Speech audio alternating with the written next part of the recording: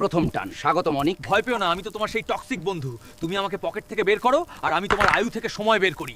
বস ঝাড়ি দিয়েছে, girlfriend reply দিচ্ছে না, তাই আমার কাছে ছুটে এলে। কি কিউট। তুমি ভাবছো ধোঁয়ার সাথে স্ট্রেস ওড়াচ্ছ?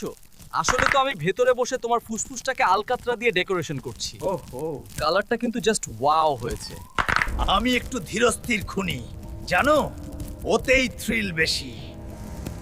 আমি তোমার রক্তটাকে ভাতের মাড়ের মতো ঘন করছি, তোমার হার্টকে দিয়ে ওভারটাইম করাচ্ছি, কিন্তু কোনো বোনাস ছাড়াই। আর তোমার ওই যৌবন, ওটাকে জম্বি বানানোর কন্ট্রাক্ট তো আমিই নিয়েছি। আরে ফেলে দিচ্ছ কেন? আমি তো তোমার ডিএনএ এর ভেতরে গিয়ে ছোট ছোট সব আতশবাজি ফাটাচ্ছি। ডাক্তাররা ওগুলোকে ক্যান্সার বলে ভয় দেখায়, আমি বলি ওগুলো আমার দেওয়া ভালোবাসার রিটার্ন গিফট।